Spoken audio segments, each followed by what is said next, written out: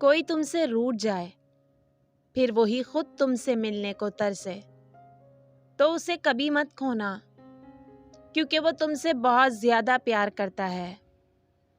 نا امید شخص ہر اچھا موقع بھی گوا دیتا ہے اور پر امید شخص ہر پریشانی میں بھی موقع تلاش کر لیتا ہے۔ کائنات کی سب سے مہنگی چیز احساس ہے، جو دنیا کے ہر انسان کے پاس نہیں ہوتا۔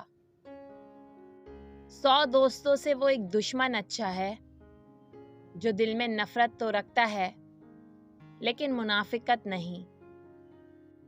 ہمیں چاہیے کہ اپنی ہر چیز دوست کے لیے قربان کر دیں، پر کسی چیز کے لیے اپنے دوست کو قربان نہیں کرنا۔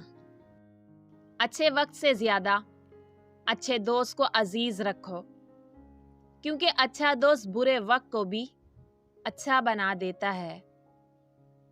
صبر کی 2 صورتیں ہیں، جو ناپسند ہو اسے برداشت کرنا، اور جو پسند ہو اس کا انتظار کرنا۔ اگر کوئی تم سے جلتا ہے تو بجائے غصہ ہونے کے ان کی جلن کی قدر کرو، کیونکہ یہی وہ لوگ ہیں جو تمہیں خود سے بہتر سمجھتے ہیں۔ بہت زیادہ باتیں کرنے والے سے لوگ تنگ آ جاتے ہیں۔ بہترین انسان اپنے عمل سے پہچانا جاتا ہے، ورنہ اچھی باتیں تو برے لوگ بھی کرتے ہیں۔ جب اللہ کسی بندے کو اپنی طرف راغب کرنا چاہتا ہے تو اس کی زبان پر اپنا ذکر اور اس کے دل پر اپنی فکر طاری کرتا ہے۔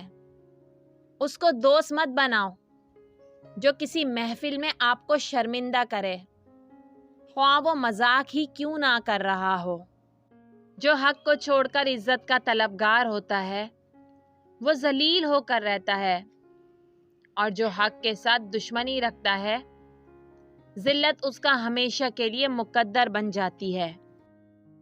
جب کبھی تمہیں اپنے رزق میں کمی نظر آنے لگے تو کچھ مال اللہ کو دے کر اللہ کے ساتھ تجارت کر لیا کرو۔ 2 باتیں ساری زندگی کام آئیں گی۔ 1، غصے کی حالت میں کوئی فیصلہ نہ کرنا۔ 2، خوشی کی حالت میں کوئی وعدہ نہ کرنا۔ جسے تقدیر پر یقین ہوتا ہے وہ اپنے اوپر نازل ہونے والی مصیبتوں سے نہیں گھبراتا۔ خالق سے مانگنا سنت ہے، اگر دے دے تو رحمت، نہ دے تو حکمت۔ مخلوق سے مانگنا ذلت ہے، اگر دے دے تو احسان، نہ دے تو شرمندگی۔ کسی انسان کی قیمت کا معیار کیا ہو سکتا ہے؟ جتنا اس شخص میں احساس ذمہ داری ہوگا وہ اتنا ہی قیمتی ہوگا۔ کسی کا دل اتنا مت دکھاؤ کہ وہ اللہ کے سامنے تمہارا نام لے کر رو پڑے، کیونکہ ٹوٹے ہوئے دل سے نکلی آہ عرش تک جاتی ہے۔